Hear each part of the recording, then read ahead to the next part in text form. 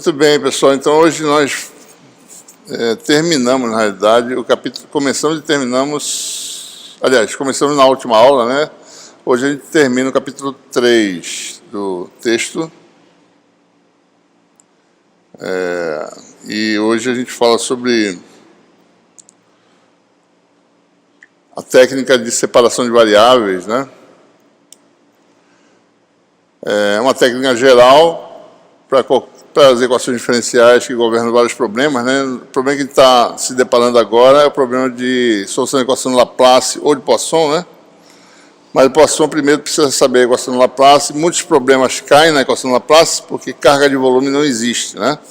As cargas ficam nos condutores e ficam na superfície. Então, a região fica... Geralmente, você tem os condutores, né? E você quer saber as propriedades da estrutura aqui dentro, né? Então, você tem o potencial de satisfazer a equação de Laplace, porque a densidade de carga volumétrica é zero, né? Então, a gente já mostrou como resolve quando o φ depende de uma variável, né? Por exemplo, né? Função linear, em cilíndricas, logaritmo, né? Se for dependência R, né? Em esféricas, função inversa, né? Não é isso? Mas e quando depende mais de uma variável, como é que fica, né? Aí fica mais complicado o problema, certo? Então, isso que a gente vai introduzir aqui é uma técnica utilizada em várias áreas, não só aqui, mas essa técnica de separação de variáveis, certo?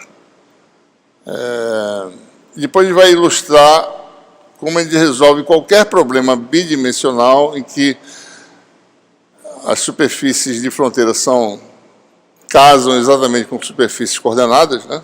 Então, a gente pode resolver qualquer problema em duas dimensões, né? Usando essa técnica. Pode fazer em três dimensões, mas no nosso curso basta ilustrar com um exemplo em duas dimensões que a extensão para três dimensões é simples, certo? Bom, depois disso a gente vai falar sobre o método das imagens, né? Bom, então essa separação de variáveis é simples em qualquer problema em que o sistema de coordenadas, em que as superfícies de fronteira, elas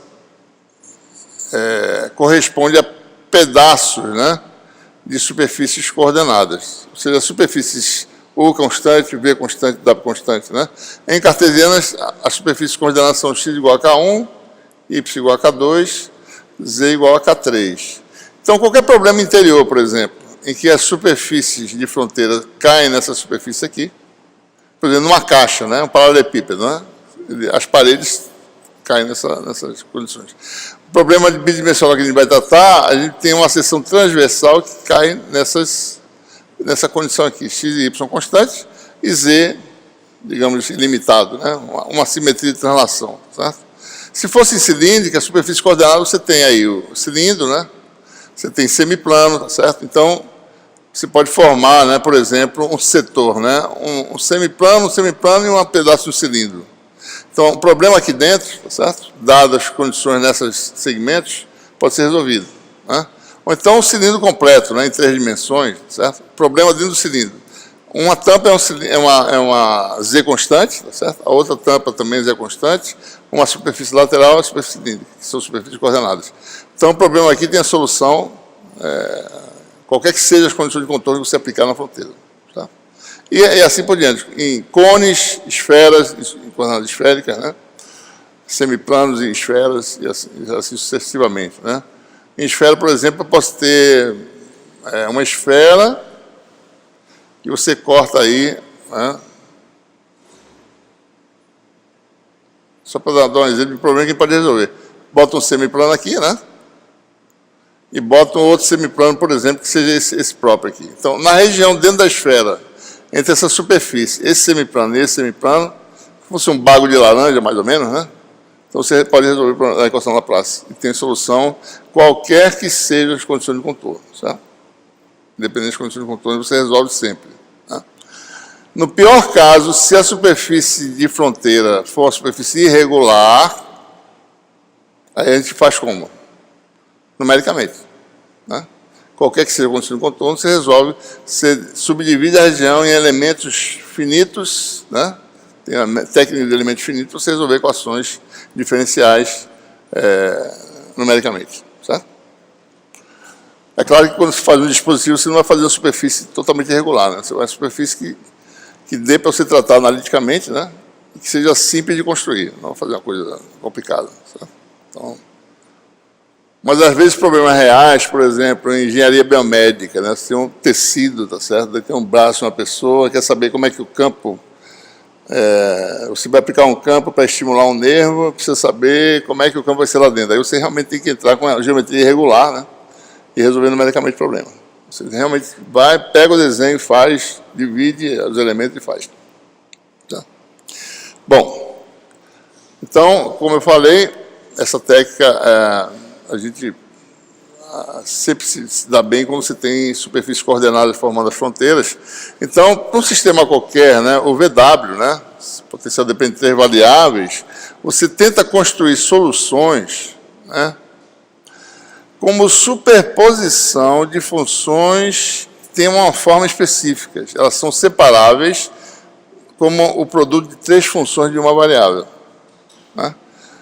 Então, isso é um tipo de função que você vai descobrir, bom, se fosse essa a solução do problema, como seria a forma dessas funções de f de h? Uma vez resolvendo isso, a solução real você constrói como superposição dessas aqui. Tá? Essa é a ideia. Tá?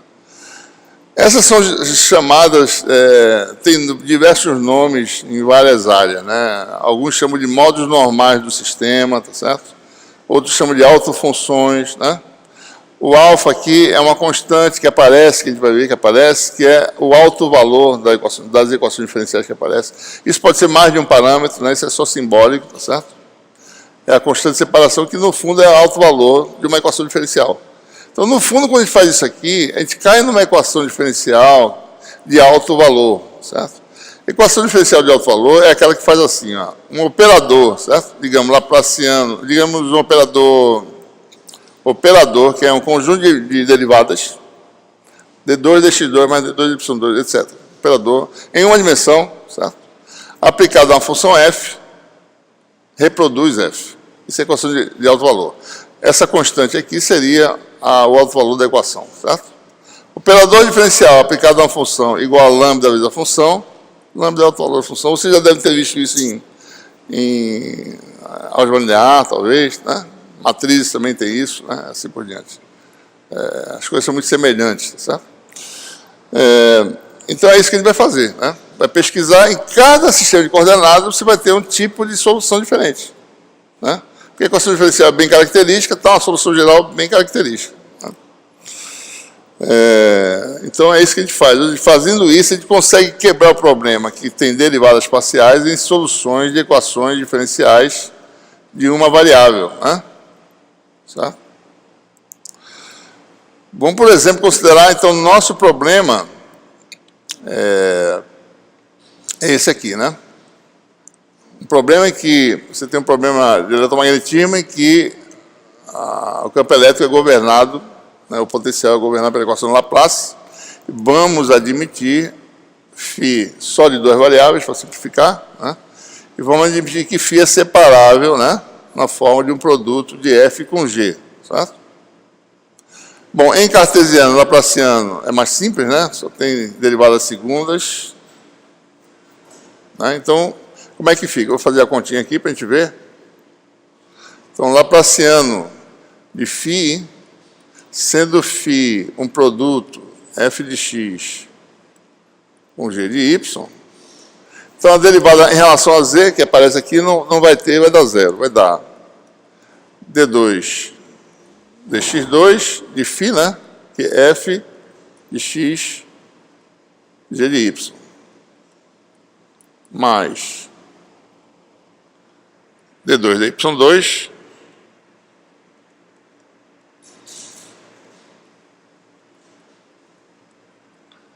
igual a zero, né? E aí a derivada em relação a x só atua sobre f, derivada em relação a y só atua sobre g, daí fica, eu vou tirar as variáveis independentes, vai ficar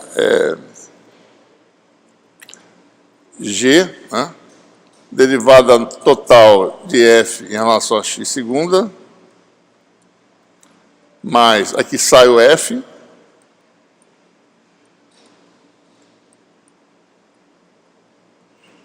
igual a zero, né? E aí a gente divide, né, para ele poder entender direito o que quer dizer isso aqui, a gente divide por FG para poder isolar termos de uma variável só. Tá? Quando eu faço isso, esse termo aqui vai ficar 1 sobre F, D2F, dx2,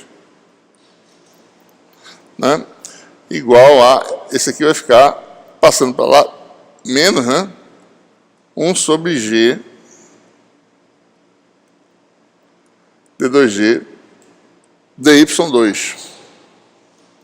E aí vem o principal argumento na solução de problemas desse tipo, né?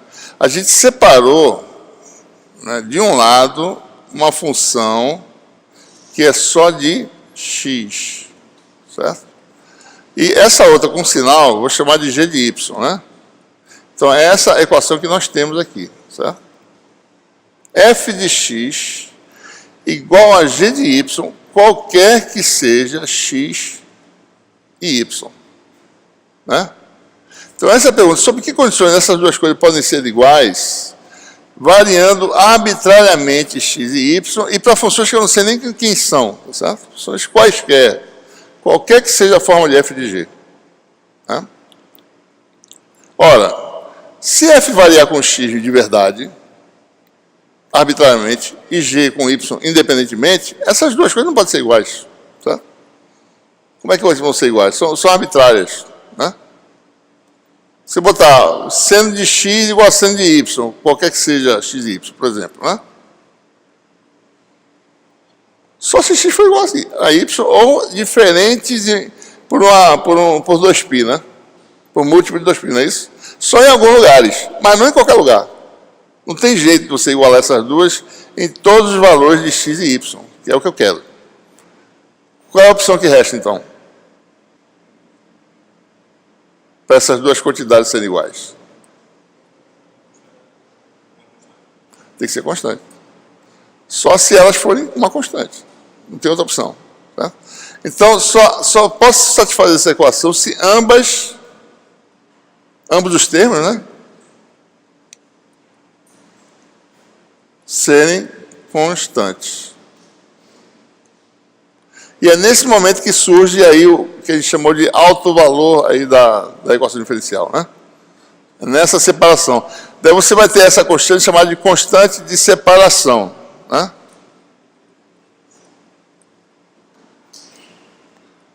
Como a gente está lidando com problemas em que a função envolvida, que a função potencial é uma função real, não é uma função complexa, certo? Eu vou usar uma constante real. Quando ele lidar no eletromag 2, ele vai fazer a mesma coisa com a equação da onda, certo? Lá, a constante pode ser complexa, certo?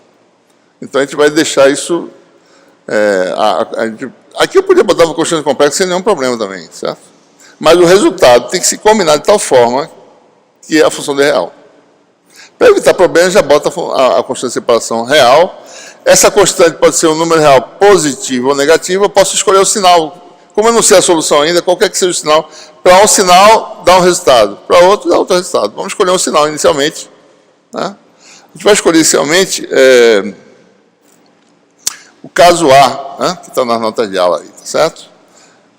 F de x, que é o 1 sobre f, né? D2f dx2, igual a uma constante positiva, a uma constante negativa, menos alfa ao quadrado. Ao quadrado porque esse aqui é um número positivo, tá certo? E alfa sendo real, esse aqui dá positivo. Se fosse complexo, por exemplo, aí não dava, né? Por isso que a gente sabendo que ele é real, esse aqui dá positivo, tá certo? Isso aqui me dá o nosso g de y, né? Que é menos 1 sobre g d2g dy2. Constante de separação, né? Nosso alto valor é o alfa aí, no caso. Bom, e daí eu gero duas equações diferenciais ordinárias, né? Uma é essa aqui, certo? Que eu manipulando me dá d2f dx2 mais alfa 2 f igual a zero. E a outra me dá parecido, só que é o sinal diferente, né? d2g dy2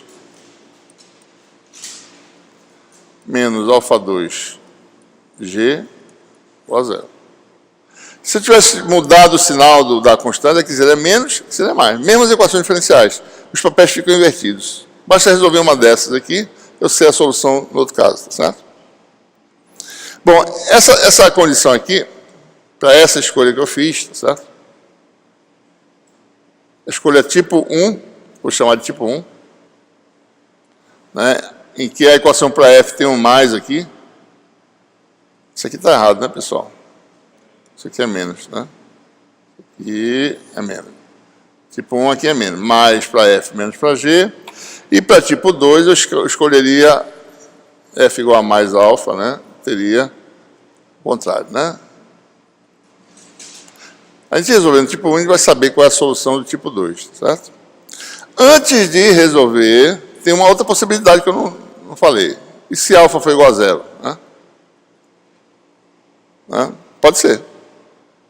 Tem um problema que nós vamos mostrar aqui, que ele é resolvido nessa condição, a gente vai logo resolver ele, tá certo? Se alfa for zero, então as equações diferenciais são simples, né? d2f dx2 igual a zero, d2g dy2 igual a zero. Soluções para essas equações quais são? Função que tem derivada segundo a zero é a função linear, né? E aqui também, né? Linear, certo? Então você tem aí um primeiro tipo de solução específico que resolve um tipo de problema específico que a gente vai ver, né? Alfa igual a zero. Tá? E o produto dessas duas, né? Você pode, vou chamar assim, tá certo? Produto das duas. Botei uma linha aqui para usar a sem linha no final. Produto de duas funções lineares, que se você executar o produto, você redefine as constantes, né? Vai ter um xy, vai ter um x, vai ter um y e vai ter uma constante, né? Redefine esses produtos de constantes em termos de novas constantes, vai ficar algo assim, né? Essa função que não tem x2 nem y2, só tem linear em x, linear em y e produto das duas, certo? Então, esse é um tipo de problema específico, né? A gente vai ver que problema a gente resolve com essa função aqui. O problema que a gente resolve é esse problema aqui, ó. Potencial entre uma quina condutora e uma hipérbole condutora, certo? Então, suponha que você tem essa estrutura aqui, um condutor, né, aterrado. Não precisa ser aterrado, tá, pessoal? Estou fazendo um exemplo aqui. Se você tiver condutor não aterrado, você pode também resolver, certo? Você tem essa região aqui que termina nessa hipérbole, certo? Está aqui, né? Vai tocar no infinito essa x igual a zero, vai tocar no infinito essa y igual a zero, certo? Tá? O potencial é V. Então, vamos testar essa função φ0, ver se ela dá certo. Pelo teorema da unicidade, se resolver o problema, então, na região entre os condutores, né, então, nós temos a solução única, né, teorema da unicidade. Eu só estou desenhando um pedacinho aqui, tá certo? Isso aqui vai, digamos que vai de menos infinito a mais infinito, né? Não está mostrado aqui, mas vai para mais infinito aqui, né? E se estende para o outro lado, para menos infinito, certo? Então, vamos testar, né? Essa função específica, aplicar as condições de contorno, x igual a zero, né? X igual a zero é essa parede aqui, certo? Essa parede aqui, potencial é zero. Y igual a zero é essa parede de baixo, y igual a zero. E na superfície y igual a 1 sobre x, ou seja, xy igual a 1, potencial vale V, né? Então, vamos ver, tá certo?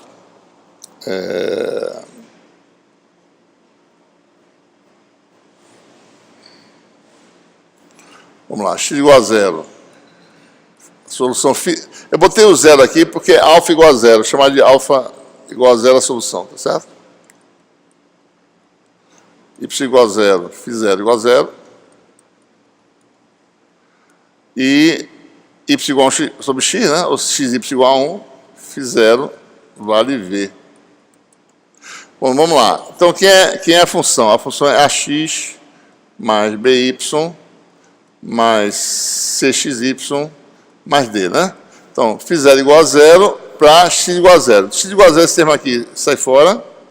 Esse aqui sai fora. Eu fico com by mais d igual a zero.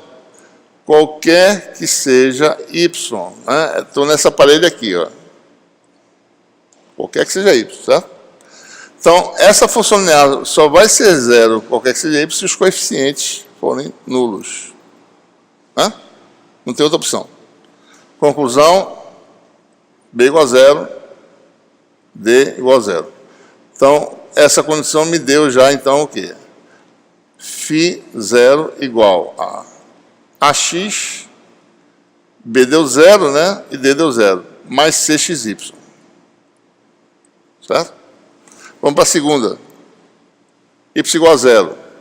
Bom, y igual a zero, isso aqui dá zero, né? Então, zero igual a, isso aqui vai para zero, a x. Qualquer que seja x, certo? A igual a zero. Então, matou isso aqui. A função agora ficou φ0 igual a cxy. Então, vamos para a última. Y igual a 1 sobre x vai dar o quê, né? C igual a V. Tá? Então, a solução do problema qual é? Produto das duas, né? Vxy. Tá? Uma solução bem simples, né? Daí você pode calcular as quantidades que você quiser. Tá? Por exemplo, campo elétrico, né? Menos gradiente de φ, certo? Então, dφ dx dá y, né?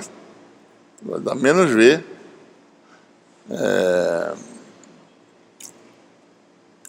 Y ax,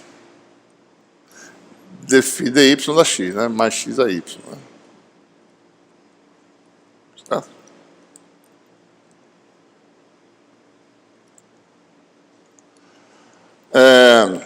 Pessoal, vocês podem pensar que isso aqui está com a dimensão errada, né? Volts, metro, né? Não é isso? Campo é volt vezes metro? Não, é volt por metro. Está faltando alguma coisa, né? Certo? Porque tem uma constante aqui que é 1, certo? Na frente aqui, que ele não colocou, né? Que é 1 metro a menos 2, certo? Então aqui tem uma constante, 1 metro a menos 2 na frente. Que cancela esse metro quadrado, dá volts aqui, tá? Então isso não tem nenhum problema. Essa constante está aqui no meio, tá? Podia botar um K aqui, e que K tem uma dimensão e K igual a 1. Tá? Certo? Ok? Essa constante C aqui, né? Certo? C, na verdade, é volts por metro quadrado, né? Para dar volt para a função potencial, certo? Bom, e aí você tem também, né? Se você quiser determinar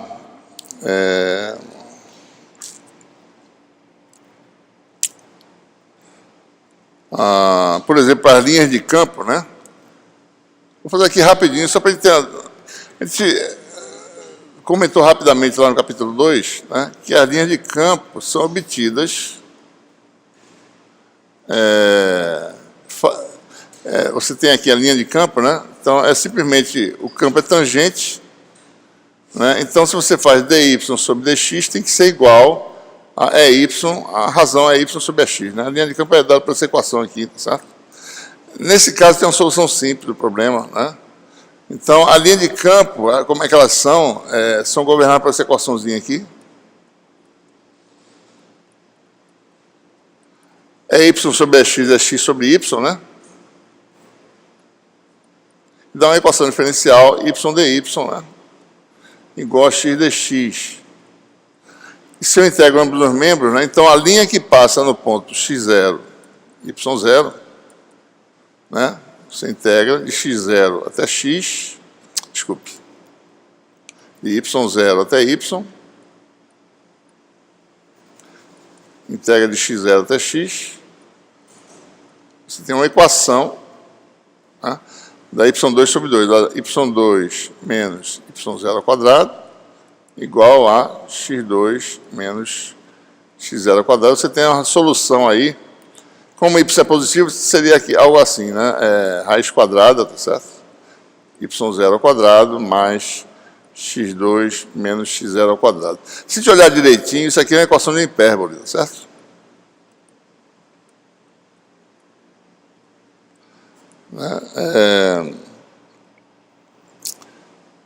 São hipérboles, né? Que é y2, x2 menos y2, passando y lá, igual a x0 ao quadrado menos y0 ao quadrado. Se eu dividir por isso, vai dar uma equação do tipo x2 sobre uma constante, mais y sobre uma constante, dá igual a 1, dá uma hipérbole, tá certo? Só para dar uma ideia mais ou menos de como é que são as linhas, daí aqui estão mais ou menos o traçado das equipotenciais, né, para esse problema. Isso aqui é calculado, isso é um cálculo real, tá certo? As linhas são de fato desse jeito, né? E as linhas de campo que a gente acabou de calcular são essas linhas aqui, ortogonais às equipotenciais, né? Certo? É assim que a gente veria a atividade. Tem uma linha de campo que é exatamente essa que dá na quina, que serve uma reta, né? Certo? Tem uma específica que termina aqui, né? Que aqui começa em x igual a 0 e y igual a 0, né? Só olhar para a equação aqui, certo? X igual a 0 e y igual a 0, y igual a x. Que é uma reta, né? Então, a linha que passa na origem é uma reta, né? Então, bom. Então, excluindo esse caso específico que cai no caso alfa igual a 0, todos os outros vão ser governados pela formulação que a gente vai fazer agora, certo? Ok? Então, só quando você tem uma hipérbole e dois planos, né? Então, você vai ter essa solução alfa igual a 0. Tá bom? E aí eu posso mexer um pouquinho nas condições de contorno, né? Por exemplo, pensem vocês, né? Se eu botar o potencial V aqui e talvez 0 aqui, como é que fica, né? Tá? Ou V e 2V, né? Como é que fica a solução? Oi? Só uma condição de contorno. Mas, ou seja, o potencial tem que ser constante, são condutores, né? Então, o problema resolve qualquer um, certo? Você aplica a função e vai calculando as constantes e vê como é que fica, né? Muito bem. Bom, vamos para a solução agora tipo 1, né? Então, para a solução tipo 1, a equação diferencial é mais e menos, né? Como é que ficam essas equações, né? Vamos resolver aqui.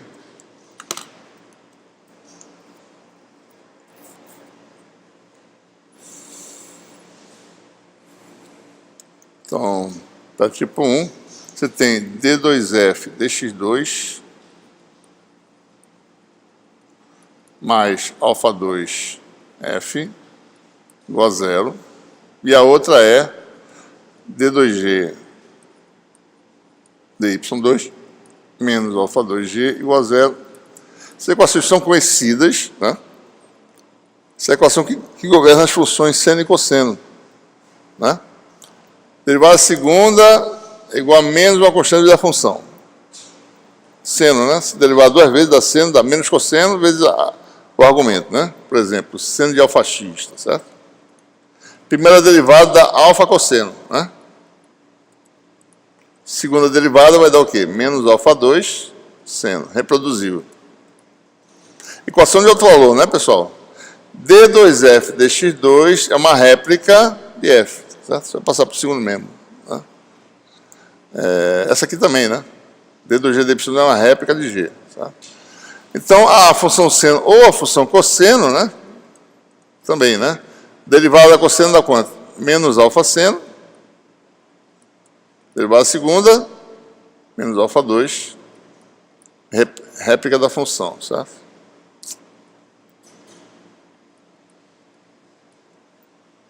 Ok? Então, essas funções são independentes, né? Então, a solução dessa função f Tipo 1 seria igual a seno de alfa x mais b cosseno x, né? Então, a gente observa uma coisa importante. Alfa, nós não sabemos quem é ainda, certo? Só quando for resolvendo um problema específico a gente vai descobrir isso. Né?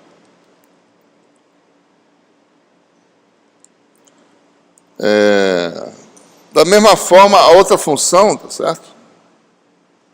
Função cuja derivada segunda reproduz com o mesmo sinal a função. Já não é a função seno e cosseno, né? Mas as funções exponenciais. Né? Derivada primeira, alfa exponencial de alfa y. Derivada segunda, alfa 2. Ou a outra independente, né? Derivada primeira, menos alfa. Derivada segunda, alfa 2.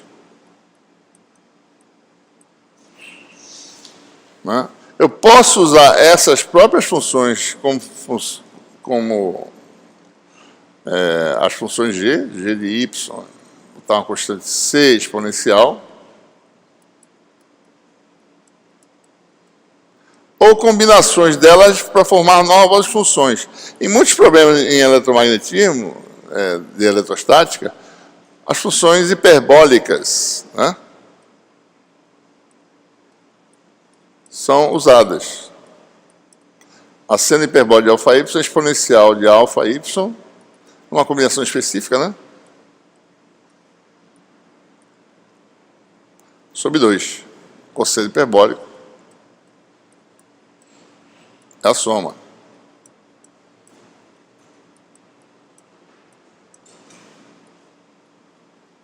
Né? Em y igual a zero, essa função é zero, né? Tá? Essa aqui, em y igual a zero, vale 1. Tá?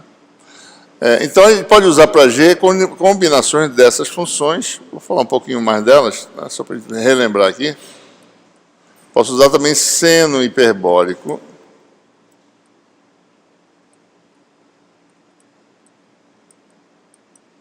Ou combinação com cosseno hiperbólico, né?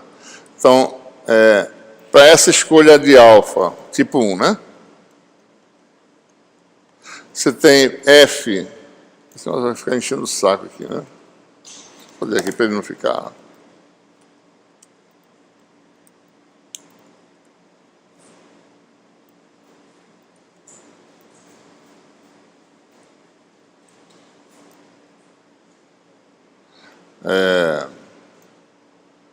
Vai ficar na frente aqui. Vou fechar aqui.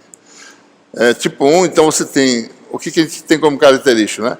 As funções seno e cosseno são funções periódicas, tem múltiplas raízes, número infinito de raízes, né? Então, para f, a gente tem função periódica. As funções g, por outro lado, para o tipo 1, deu hiperbólica, né? Periódica, funções periódicas e funções hiperbólicas. Se por um lado isso aqui tem um número infinito de raízes, por outro lado, isso aqui não. No máximo uma, né, que é a função seno. Vamos só dar uma olhadinha aqui, certo? As diferenças fundamentais nessas funções são essas, né? Seno e cosseno têm múltiplas raízes, né? Elas oscilam em torno... Tem um número infinito de raízes, mas é um conjunto discreto infinito, né? A hiperbólica, né, que a gente acabou de falar, seno hiperbólico tem uma raiz. Pelo amor de Deus, bicho. Vai encher o... Deixa eu desligar aqui o meu Wi-Fi para não ficar fazendo isso. Então, a função seno hiperbólica tem uma raiz. Né? A gente comenta isso aqui, esse ramos. Né? E a cosseno hiperbólica não tem raiz, né? O mínimo dela vale 1, tá certo? O que mais que a gente olha olhando as expressões do seno e cosseno aqui? Se y é muito grande, né? Esse termo aqui vai embora, certo? Então, o seno hiperbólico se assemelha à função exponencial sobre 2, né? parecido com a exponencial, certo? Se é infinito negativo, isso aqui desaparece, fica menos a exponencial sobre 2. Né? A função é ímpar, né? Tem várias propriedades. Né? Tem que sempre lembrar dessas coisas. Né? Então, observe, né? Essa aqui é a função exponencial sobre 2. Certo? Então, quando o y é muito grande, tanto o seno quanto o cosseno, né? O cosseno também, né? Eles ficam iguais, né? As duas. Elas tendem a mesma coisa, tendem a função exponencial sobre 2. E para baixo, a seno parece o reflexo da cosseno. Né? Aqui seria a função exponencial de menos, a mais exponencial de menos alfa sobre 2 seria essa. É algo assim, certo? Parecido, né? Ok? Bom, e resolvido o problema tipo 1, a gente sabe então a solução para o tipo 2. Se para tipo 1 a solução deu periódica, né? Periódica em x, hiperbólica em y, né? A tipo 2 vai ser, troca, né, os papéis. Você vai ter uma solução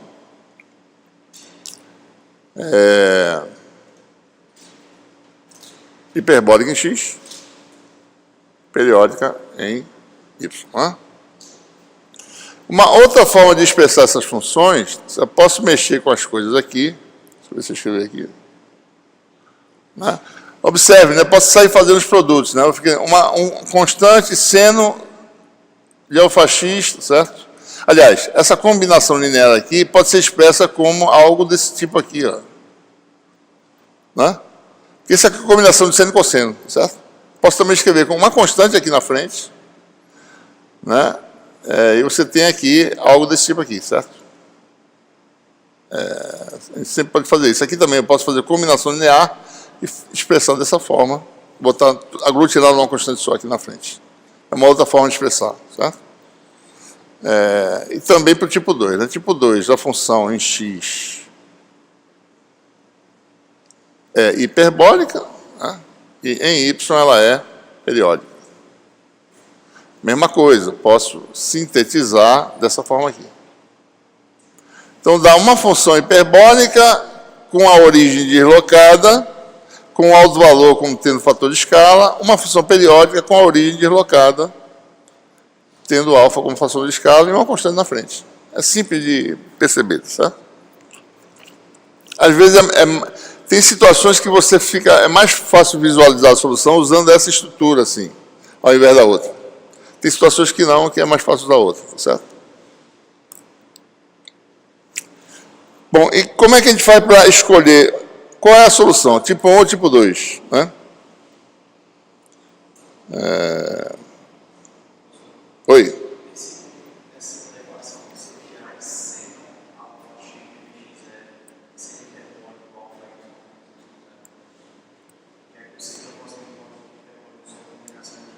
Essa aqui você está falando?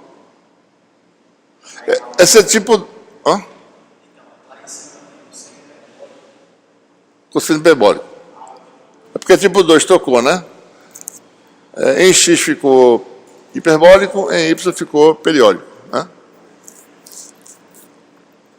Ok?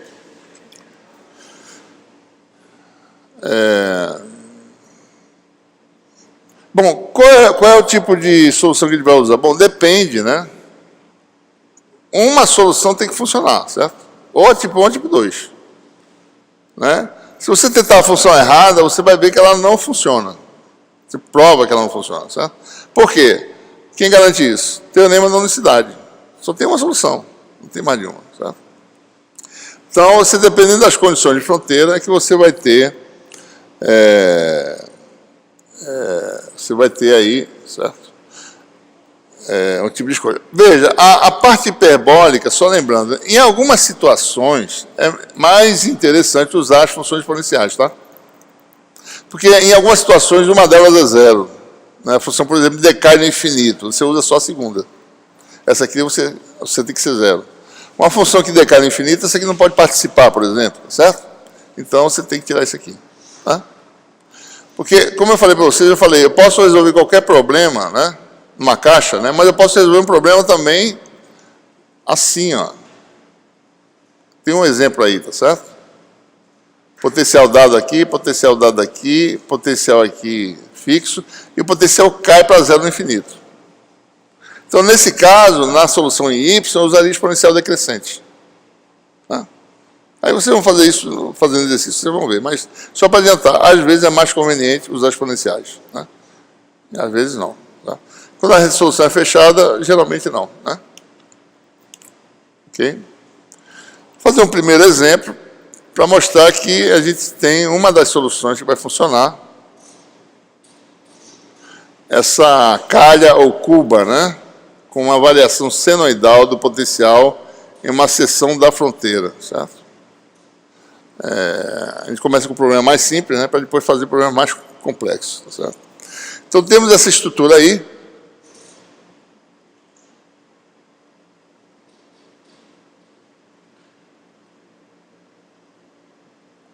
Em que o potencial é dado.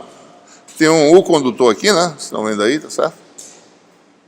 Uma calha, né? Imagina uma calha, né? U. O potencial está aterrado. E aqui o potencial é dado para uma função bem específica, né? V seno de πx sobre A. O potencial varia senoidalmente com x, tá certo? Então, aqui nessa ponta, em x igual a zero, o potencial é zero. Em x igual a sobre 2, a largura aqui é A, tá certo? A altura é B, né? X igual a sobre 2, o potencial tem um valor máximo que é V, né? Que dá seno de π sobre 2 dá 1. Então, nesse ponto, o potencial vale V. E daí, você quando vai para x igual a A, o potencial volta para zero de novo. Você tem uma meia senoide aqui. O potencial varia, aumenta senoidalmente até V e depois cai para zero, certo? Isso aqui não é um condutor.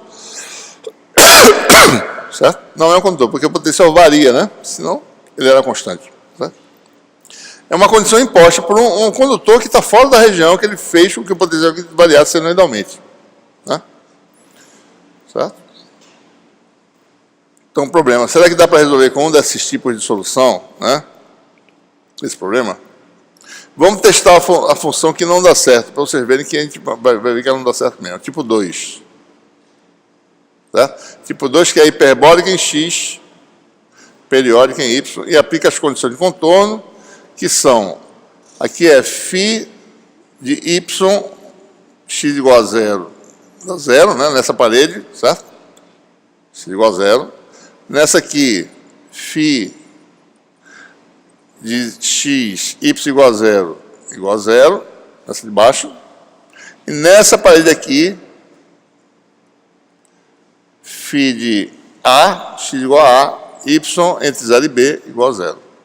Vamos fazer essas três primeiro, depois vai para a última, certo? Vamos fazer aqui separado. Então, a solução tipo 2, né? Que a gente escolheu foi aquela forma clássica. A seno hiperbólico alfa x mais B vezes C seno de alfa y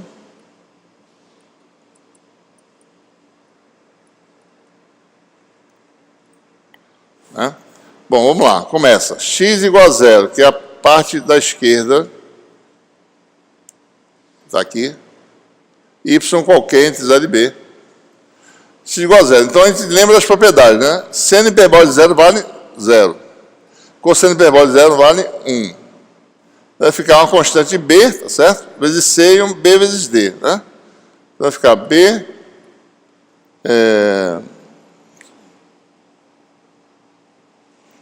Eu, na realidade, para diferenciar, eu chamei de 2, tá? Para lembrar que é tipo 2, certo? Porque tipo 1 é chamado de constante C1, D1. Então, vai ficar aqui B2, né? Aqui deu... Aliás, já foi B2, né? Desculpe. B2 vezes C2 x igual a zero, né? Então, y é qualquer.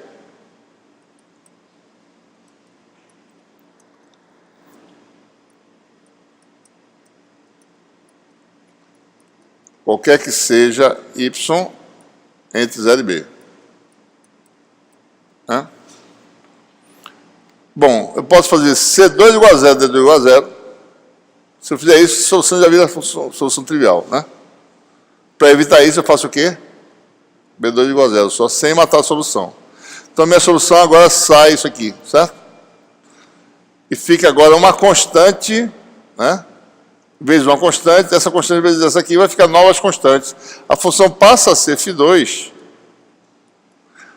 A com C eu vou chamar de C', tá certo? Vai ficar seno hiperbólico de αx. Vai ficar aqui, ó. C2', A com C, produto da C2', seno de αy, mais A com D vai se chamar de D2', né?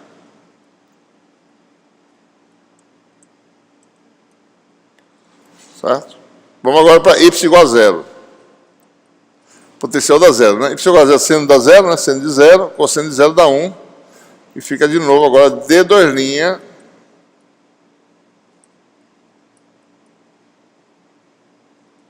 cosseno de 1, né? Igual a zero, qualquer que seja y entre 0 e b. Aliás, desculpe, x de 0 e a, né? Agora mudou.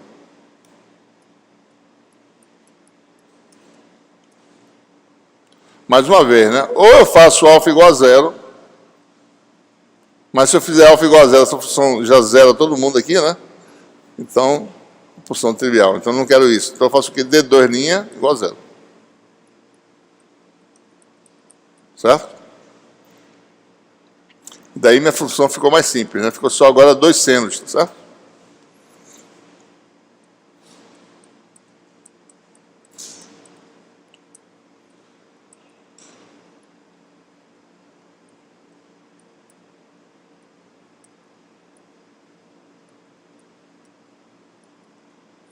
Vou agora para x igual a A, né? A outra parede condutora.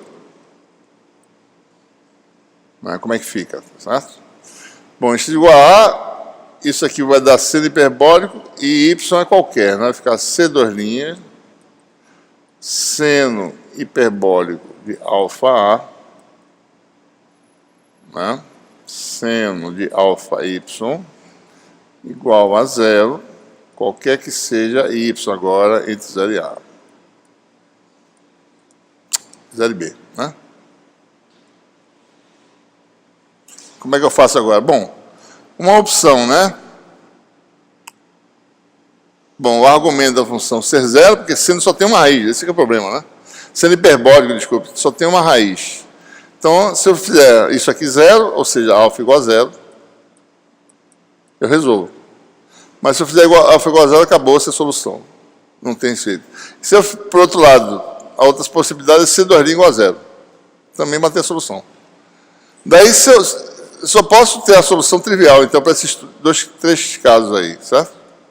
Que não satisfaz a última, né? Que é V em y igual a B, potencial vale V seno de πx sobre A. Ele não vale zero, né? Certo? Então, a solução tipo 2 não funciona. Então, a 1 tem que funcionar, né? Certo? Então, a tipo 1... Bom, se eu fizer a tipo 1, a gente vai ter as mesmas considerações, vai ser parecido, né? As constantes até um certo ponto aqui vão ser zero. Ele vai chegar numa forma desse tipo aqui, em que isso aqui é seno e a outra é seno hiperbólico. Ele chega numa constante só, tá certo? Então, vou botar já aqui a tipo 1, né? Já resolvendo duas condições de contorno. Aquela de x igual a zero e a y igual a zero. Quando eu faço isso, eu chego a uma solução tipo 1.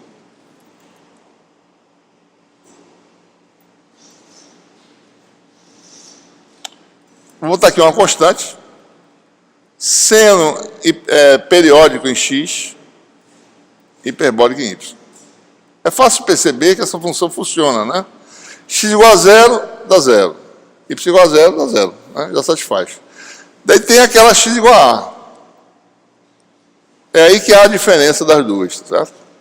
Quando faz x igual a A, então você vai ter K seno de αA, seno hiperbólico de αy igual a zero para y qualquer, né?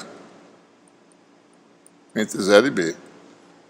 Aí, de novo, uma solução é K igual a 0, mas não posso fazer porque eu vou matar a solução. A outra é seno de alfa igual a 0. Aí tem uma possibilidade, certo? Então tem uma segunda condição que não é alfa igual a 0, mas o seno de alfa A igual a 0. E aí existe um número infinito de possibilidades para satisfazer essa condição de contorno aqui. Né? Um número de conjunto discreto infinito. É que quando isso aqui for quanto? Quando a função seno for 0. Qual é a condição? Múltiplo inteiro de π. Tá? Ou seja, m excluindo m igual a 0, tá? Porque se for m igual a 0, dá a solução trivial de novo. M igual a 0 quer dizer alfa igual a 0, que a gente já resolveu separado lá. É outro problema, certo? Aqui já é um problema novo, diferente. Aqui não tem interface hiperbólica, interfaces são planares. Tá? Então, alfa igual a 0 só resolve aquele problema lá e alfa e interfaces planares não tem como resolver com aquela função. Então, m vale 1, 2, 3, etc. Então, existe um número aí infinito de possibilidades de que o alto valor da equação diferencial, né,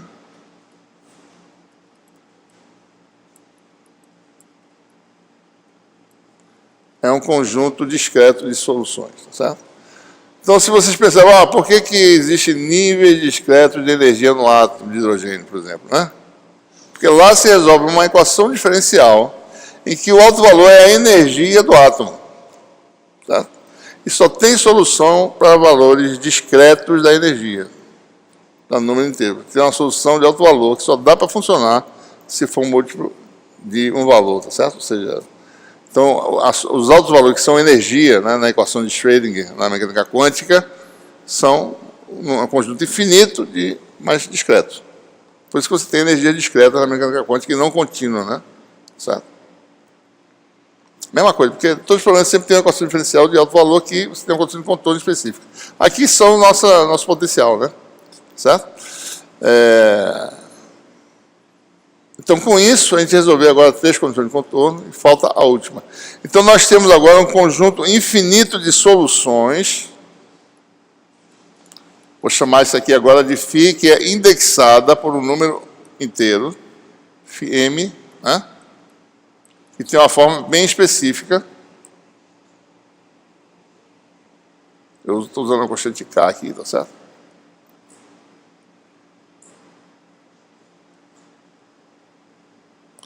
Seno de alfa, né, que é m πx sobre A. Seno hiperbólico de m πy sobre A. Tá? Todas essas satisfazem a condição de contorno em x igual a 0 e A e y igual a 0. O potencial é 0 aqui, né? Basta verificar, tá? Daí eu vou agora para a última, y igual a b, né? Eu vou impor que, vamos ver se tem uma dessas aqui que se encaixa, né? A solução tem que ser, potencial vale V seno de πx sobre A. Eu vou tentar descobrir um valor de m para resolver esse problema aqui. É mais ou menos óbvio, mas vamos fazer, né? Então, eu vou forçar aqui, isso aqui, ó, seno de m πx sobre A, seno hiperbólico, m π y igual a b, certo? Se encaixe em V seno de πx sobre A, né? Então, qual é a solução disso? Isso aqui é uma constante, né? Bom, primeiro que a variação em seno tem que ser a mesma. As funções são iguais se tiver a mesma variação espacial, né? M igual a 1 dá seno de π sobre A, M igual a 2 dá mais rápido, né? Certo? Não bate. Então, M tem que ser igual a 1. Só uma das funções é suficiente, né? E com isso você tem K1, né? Seno hiperbólico de πb sobre A igual a V. E aí você tem a solução final. Determinou a constante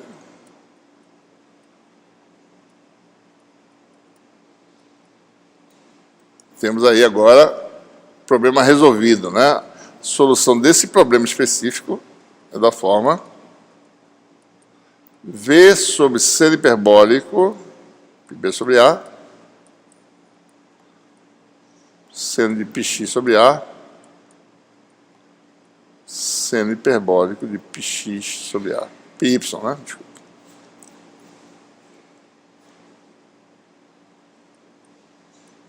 Certo? Solução do problema está aqui. Oi.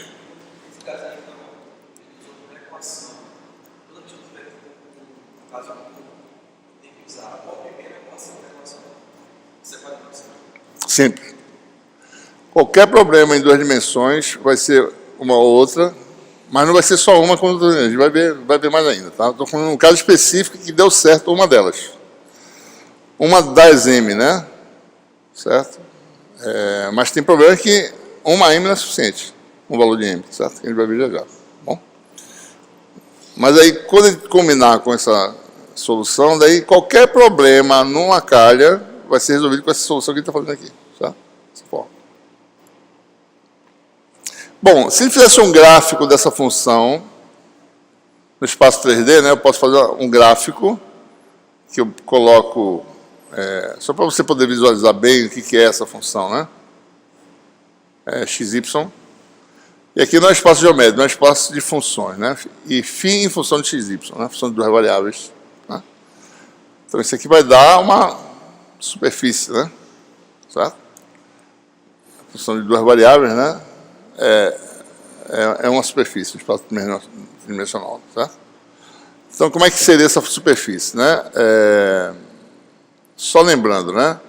Se você olhar, vou olhar de cima a calha, tá certo? Aqui está o domínio, né? Certo?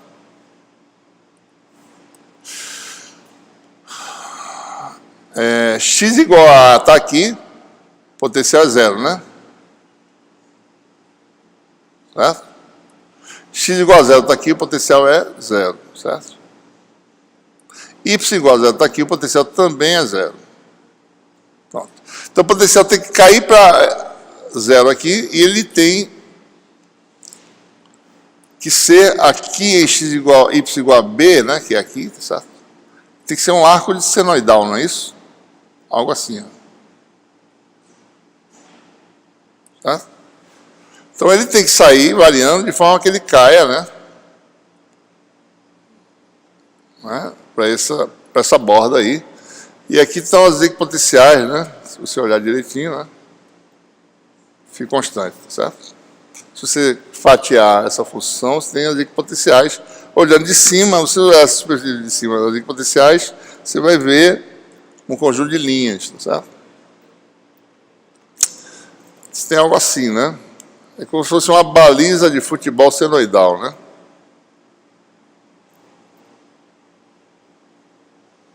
Certo?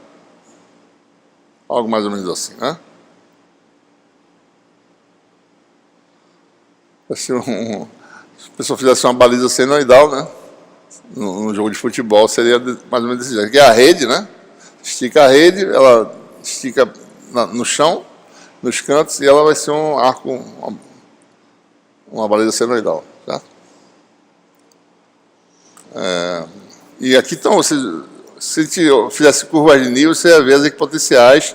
E se você, por exemplo, imagine que você solte bolinhas, esferinhas aqui, tá certo? Essas esferinhas vão seguir as linhas ortogonais às equipotenciais, que estão assim, né? Quem são essas linhas ortogonais? As linhas de campo. Então, se você solta aqui, essas bolinhas vão tentar seguir essas linhas, tá? Aí depende, né? A máxima variação, porque é o seguinte, o campo varia na máxima direção, né? A máxima variação está para cá, certo? Aqui tem uma variação, mas a máxima está para cá, não está para cá. Está na direção do campo. Tá? Então, olhando mais ou menos de cima, é isso que você tem, tá certo? As equipotenciais e as linhas de campo, né? Então, o campo... Observe, por exemplo, que nessas superfícies condutoras, o campo é sempre ortogonal, né? 90 graus, porque condutor, né, equipotencial, o campo dá 90 graus. Mas nesta aqui, que não é um condutor, o campo está inclinado, certo? Não precisa ser ortogonal aqui, né? Certo? Na realidade, só para vocês terem ideia, como é que problema é esse aqui, né? Realmente, né? Como é que eu sintetizaria isso aqui a partir de um conjunto de condutores, né? Basta eu pegar um condutor que cai em cima de uma equipotencial dessa. Por exemplo, um condutor que tem uma forma meia... Tem que saber a equação dele, né? V constante, né? Essa forma aqui, certo? Se eu tivesse um condutor assim, que cai em cima dessa equipotencial, a solução aqui dentro é exatamente essa aqui. Né? Porque a equipotencial, se eu botar um condutor em cima dela, não altera nada a distribuição de campo, né? Certo? Então, se eu tivesse uma região condutora, né, que satisfaz... Basta você fazer isso aqui constante, né? A equação resultante é isto constante. É seno em função de seno hiperbólico, né? É uma função que tem uma folha hiperbólica aí, eu acho, certo? Então, seria algo assim, né? Você teria... ou seja, o problema aqui dentro dessa região, entre essa superfície condutora que eu estou colocando agora e aqui, é o mesmo problema de uma senoidal, uma variação senoidal aqui e 3 condutores embaixo. Tá? Foi assim que deu esse problema aí. Ok? Bom. Mas só que ele resolveu só um problema específico, em que o potencial varia senoidalmente, né? Ele se enquadrou com uma das autofunções do problema, certo? A questão é, e se o potencial for arbitrário nessa superfície? Tá?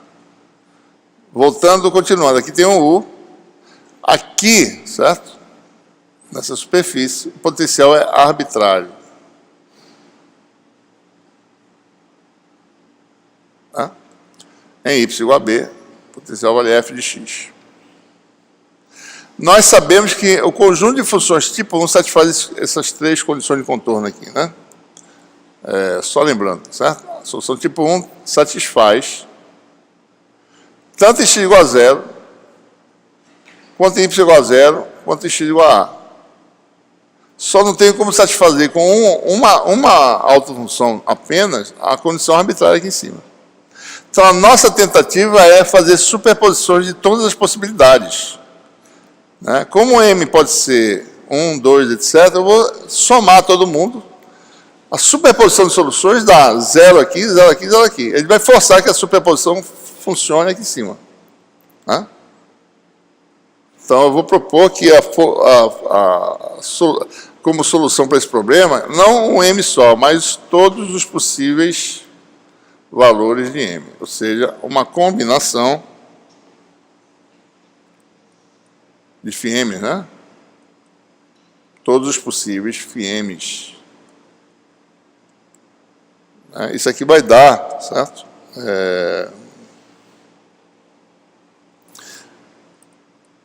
Algo assim, né?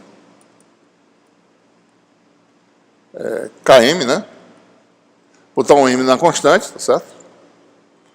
Seno de MPx sobre A, seno hiperbólico,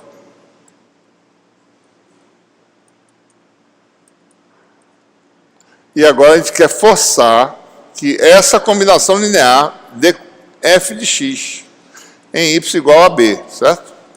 Em y igual a b, isso aqui vai dar km seno hiperbólico de m pi b sobre A, eu vou chamar uma nova constante, tá certo? Aqui vai dar, então vai dar isso aqui, ó, m igual a 1, infinito. Esse produto eu vou chamar de Cm, vai ficar algo assim.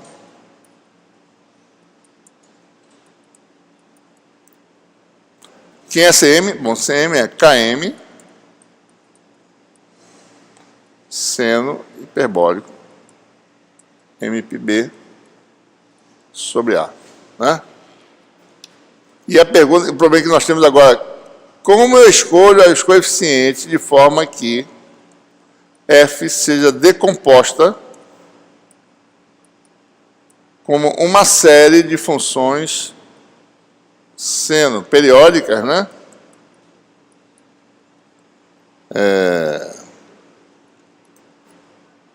chamar essas funções para ainda ficar mais análogo ainda com o que a gente vai falar, tá certo? Um M de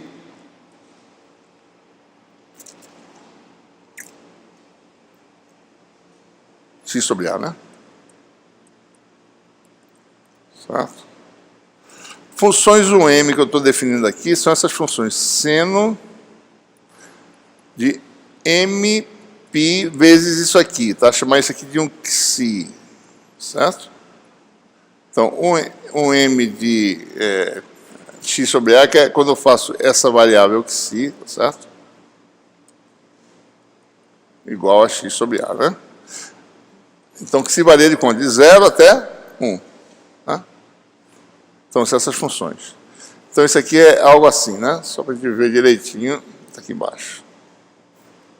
F, vou tirar os argumentos, tá? Soma CM, OM. Essas funções OM, né, tem essa propriedade aqui, ó.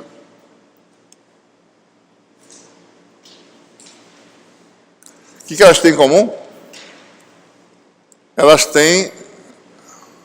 são presas, né, nas extremidades, tá certo? Então, todas elas são nulas, você tem nós, né, nas extremidades do domínio que a gente está considerando, que é de 0 a A. E o índice M diz o número de lobos, tá certo? Aqui tem 1, aqui tem 2, né? 3, né? 1, 2, cadê ela? 1, 2, aqui embaixo, 3 aqui em cima, 4, 1, 2, 3, 4, assim por diante. Né? São os modos normais, né? São os modos de uma corda de violão, por exemplo, né? Que ela pode vibrar. Ela pode vibrar em frequências, conjunto de frequências discretas, né? É isso. Você prende as extremidades, faz ela vibrar, vai ter uma frequência mais baixa, que é essa aqui, mas vai ter frequências mais altas, que ela pode vibrar em modos mais altos, né?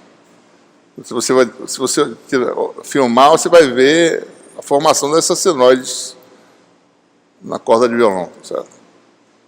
Né? Por isso que eles chamam de modos normais, né? São aqueles modos naturais, né? De vibração, né? Som, luz, né? Aí começa a aparecer essas coisas, né? Então, são todos governados por equações diferenciais muito semelhantes, tá certo? Bom, então a pergunta é essa: como é que eu faço para decompor uma função numa série de funções senos? Como é que chama essa série aqui, pessoal? Vocês sabem? Série de quê? Fourier, né? De senos, tá certo? Pode ser de cosseno, pode ser de exponenciais complexas, né? Série de Fourier. Então, o problema é esse. Só para mostrar a analogia, né? Isso aqui é muito semelhante à decomposição de um vetor, né, que a gente falou no espaço geométrico. Vetor como combinação linear, né, de versores. Né, versores ortogonais. O que a gente falou? Bom, se eu usar uma base de versores ortogonais mesmo geometricamente falando, então cada componente é fácil de calcular. Ela é o quê? Produto escalar do vetor com o versor de base. No espaço tridimensional, isso aqui só tem 3, né? Você pode ter um espaço abstrato, que é matemático, não é geométrico. Isso aqui pode ser a mesma coisa, né? I igual a 1 é infinito. Né? Conjunto multidimensional, certo? Espaço multidimensional, por exemplo, né? Existe uma analogia dessas duas coisas aqui, certo? Aqui você pega uma coisa, decompõe em elementos ortogonais.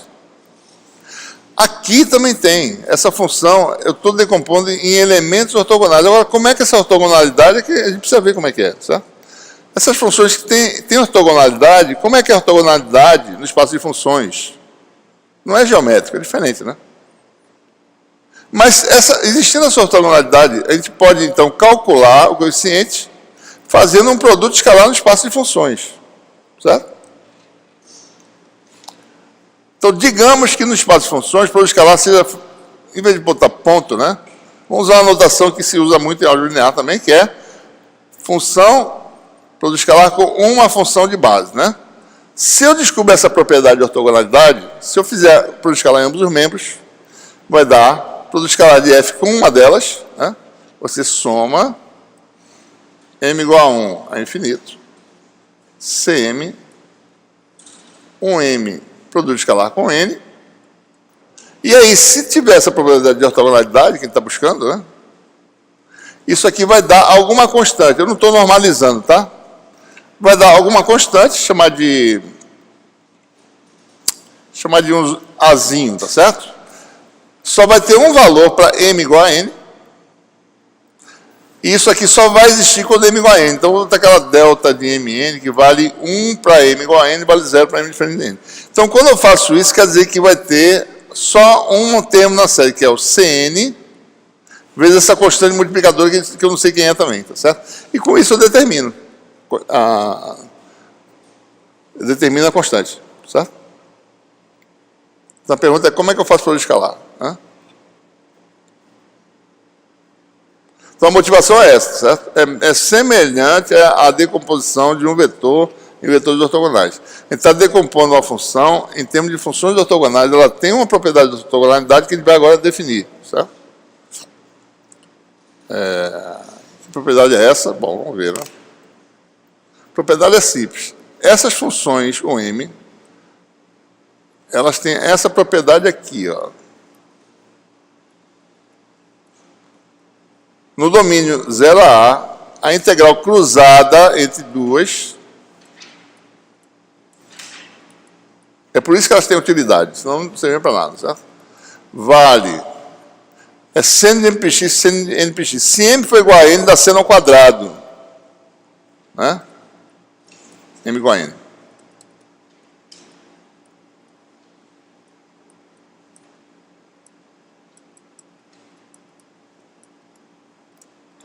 Seno ao quadrado é 1 menos cosseno de 2mπx sobre A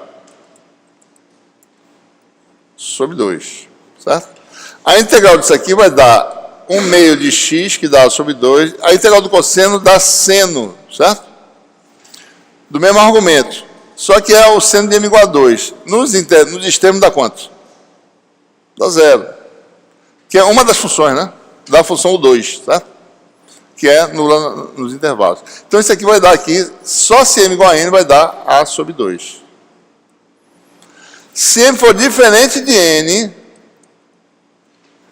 isso aqui é combinação linear, tá certo? De cosseno com a soma com a diferença dos argumentos. Cuja integral dá seno com a soma e diferença dos argumentos. Que é uma das funções u com argumento diferente de 0. Nos intervalos dá 0. Então, isso aqui vai dar A sobre 2, se m igual a n, e 0, se m diferente de n. Então, essas funções, elas têm uma propriedade. A integral cruzada vai dar ou 0, se elas forem diferentes, ou 1, se forem iguais. Então, esse é o tipo de propriedade que a gente está procurando. A propriedade de ortogonalidade. Qual é? Então, vamos ver. Então, vamos definir que, no espaço de funções, o produto escalar de duas funções, por definição, é integral cruzada dessas funções. Integral do produto. f de x, g de x, dx. Certo? Com isso, o que nós temos? Se eu pegar funções ortogonais, isso aqui vai dar, especificamente funções u, né? 1m com 1n, dá quanto? 0 se m diferente de n, e vale um número fixo, né? Se m igual a n. Certo? Essa é a propriedade que a gente está procurando. Então, vamos ver se dá certo? Vamos lá. Decompõe a função f numa base de funções ortogonais.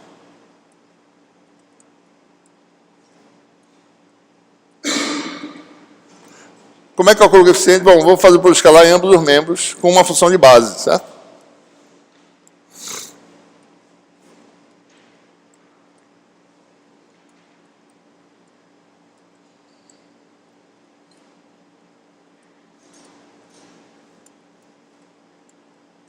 Ora, quanto é que dá esse resultado aqui? Vai dar A sobre 2, delta de mn. Ou seja, Só tem o termo m igual a n, vai dar Cn igual a 2 sobre A, F escalar o n. Resolvemos o problema, certo? O coeficiente da expansão é 2 sobre A, integral de 0 a A,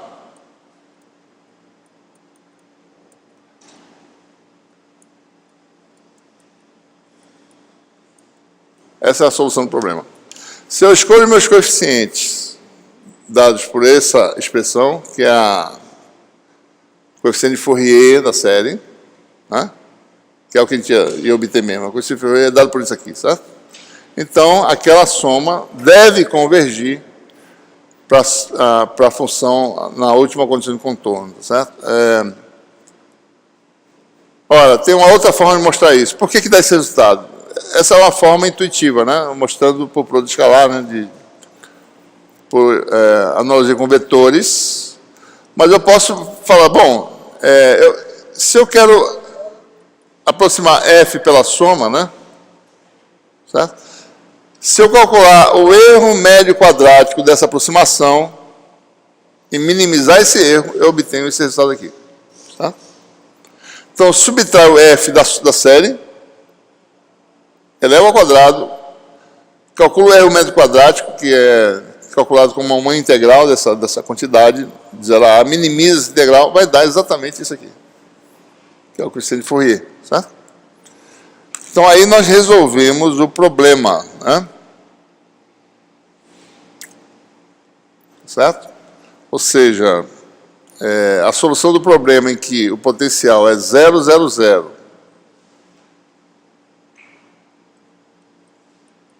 e uma função arbitrária f aqui, tem como solução, botando de volta as constantes, né? Vai dar isso aqui, ó. Soma. O Km tem um seno hiperbólico, né? Calculou o Cm, vai dar... vou botar aqui, tá certo? Km, seno de m πx sobre A, seno hiperbólico de m πy sobre A, e com o Km dado por Cm, né? 2 sobre A, seno hiperbólico, MPB sobre A, que foi a transformação de Cm para Km, né? Daí, produto escalar, que eu vou botar simbolicamente aqui, F escalar o M, que é aquela integral lá, né, que eu acabei de mostrar, né? Fazendo N igual a M, tá certo? Isso aqui é só fazer N igual a M, tá certo? Calcular, esse produto escalar é isso aqui, ó. Com N igual a M, produto escalar, certo? Pronto, você faz essa integral, tá? Então, essas funções, na realidade, é o que a gente chama de um conjunto completo, né?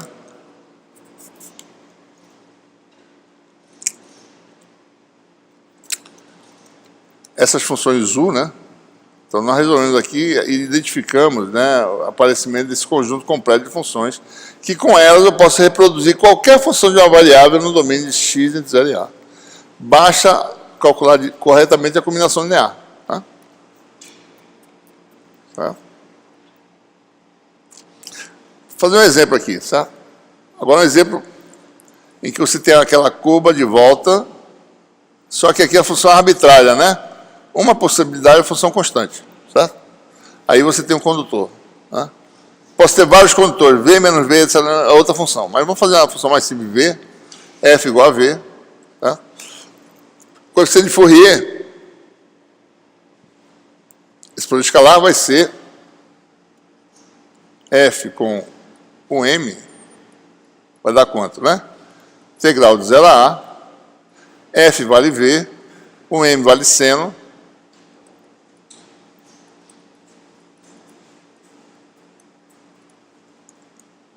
né? Isso aqui vai dar quanto? Integral do seno dá cosseno com sinal trocado, né? Vai dar A sobre MP, né? Cosseno com sinal trocado, eu vou inverter o limite, vai dar cosseno de MPx sobre A, de A até zero, né? Vai dar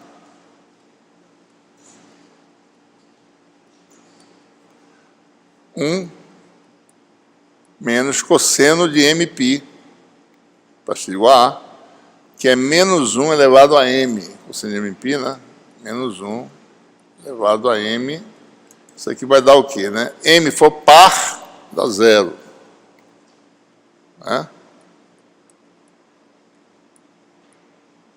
M for ímpar, vai dar 2.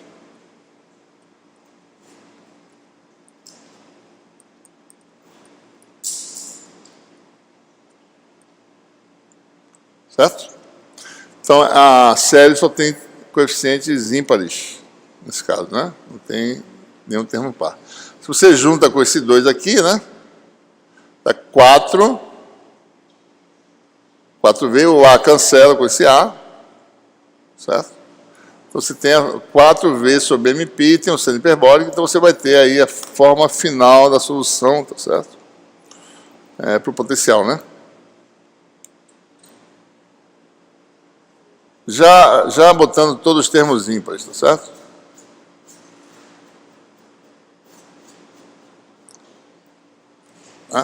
O A saiu, tá certo? Eu tenho essa série de termos ímpares, né? Isso aqui é número ímpar, né? O coeficiente é ímpar. Isso aqui é o M ímpar, né? Então, K tem todos os valores, só tem coeficientes ímpares aqui. Tá? Então, o que acontece? Aí você começa a observar o que acontece, aqueles coisas que você já deve ter estudado em outra... complementos, né? Eu acho. Fourier, onde é que é Fourier? Série Fourier. Você estuda onde?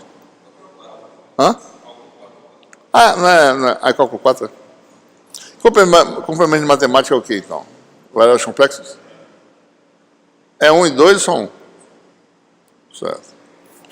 Então, você observa que se você bota poucos termos, né? Isso aqui é o potencial constante, né? Em x igual, y igual a b, né? E aí a aproximação do potencial pela série de Fourier, certo? Então, você tem aí poucos termos, e quando tem muitos termos, você vai ter cada vez mais lisinho isso aqui, né? O único problema vai ser realmente aqui nessa região, o fenômeno de Gibbs, né? Porque não tem como você pegar uma função cuja derivada zero vira v, né? Derivada infinita, né? Como é que eu vou aproximar isso por funções contínuas, né? Então, vai dar esse problema aqui. Na prática, não é assim que ocorre, né? A função de verdade, né? Seria algo assim, né? Continuamente varia, pois... Eita, foi mal. A função varia continuamente, vem para cá, daí esse fenômeno desaparece, né? Se isso aqui for uma variação contínua, não infinitamente rápida daqui para cá, mas contínua, não vai ter overshoot, certo? Você vai realmente conseguir fazer isso aqui ser... Agora, derivada infinita, não tem como você pegar funções contínuas e juntar para bater na derivada infinita. Daí dá esse overshoot aqui, certo? Sempre, né? Então a função vai ser muito, a aproximação vai ser muito boa quando você sai dessa derivada infinita, da região de derivada infinita, né? E você tem esse resultado aí, certo? No espaço 3D, né, você teria algo assim, tá certo? Com 40 termos aí nesse caso, né? Mostrando aí a distribuição de potencial e a linha de campo para esse problema, né? Agora, genuinamente, a linha de campo tem que sair daqui. Observe que tem um probleminha aqui, né? Isso aqui é uma potencial defeituosa, né? Perto daqui, né? Que tem aqueles ripples. Depois isso vai sendo suavizado, certo? Então, pessoal, resolvendo agora condições de contorno arbitrárias, qualquer que seja agora as condições de contorno, a gente sabe resolver, né? A gente sabe resolver qualquer problema que tenha 3 aterradas, né? E uma arbitrária. Porque, por exemplo, aqui deu tipo 1, não foi?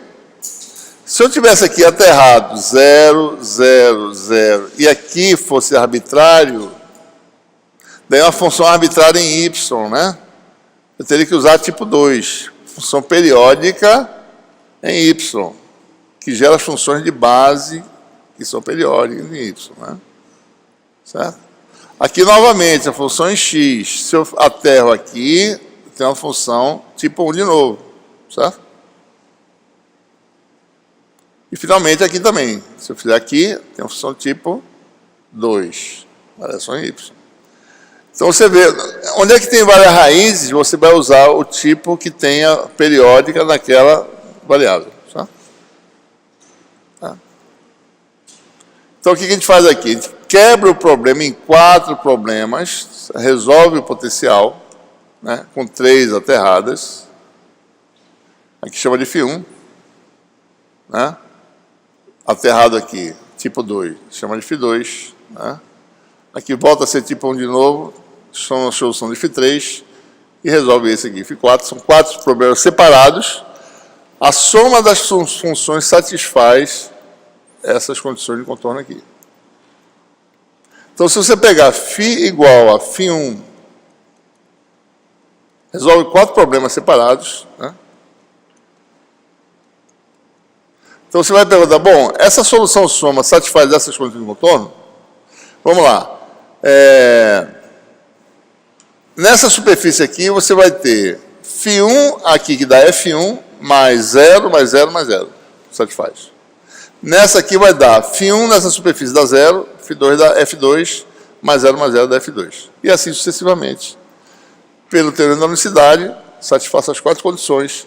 Então, nós resolvemos qualquer problema arbitrariamente especificando o potencial de fronteira. Certo?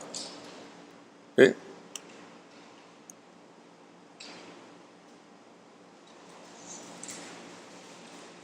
Esse meu iPad aqui, ele está com uma maluquice.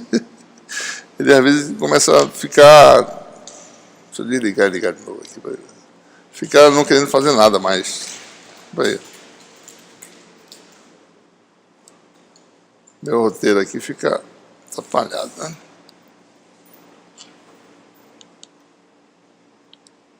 Ah, apareceu.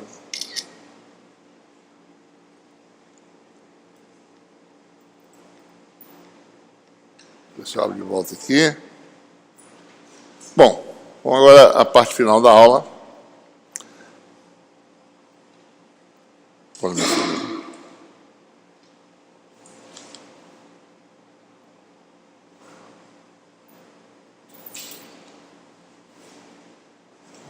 tá.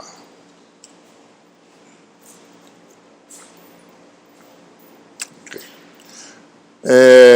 Vamos falar agora sobre equações de Laplace. A gente viu várias situações em que a gente resolve ela quando fazia com uma variável, soluções são conhecidas, né? Agora com mais de uma variável. Né?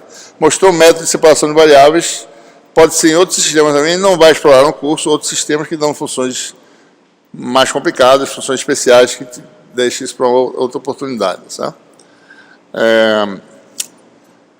Bom, e a equação de Poisson, né? Como é que fica? Tá certo? Equação de Poisson é que você tem fronteiras que têm potencial especificado na fronteira. Né? Você tem... A equação de Poisson já é um pouco diferente, né? Mas você tem a solução particular. Como é que ela vai aparecer? Como é que eu resolvo? Né? A equação de Poisson, você tem aí... Tem, por exemplo, condutores, né? Que especificam potencial em cada um. Que nem esse problema que a gente acabou de fazer aí. E aqui é uma distribuição de carga volumétrica. Já é diferente, né? Então, como é que a gente resolve esse problema? Bom, tem uma técnica chamada método das imagens que permite a gente construir essas soluções, certo? A gente vai ilustrar, no caso simples, planar, né? Coordenadas cartesianas para ilustrar. Ele pode ser estendido em outros sistemas também. Né? O problema é o seguinte, tudo é feito, o problema geralmente é esse. Começa com cargas pontiformes, tá certo?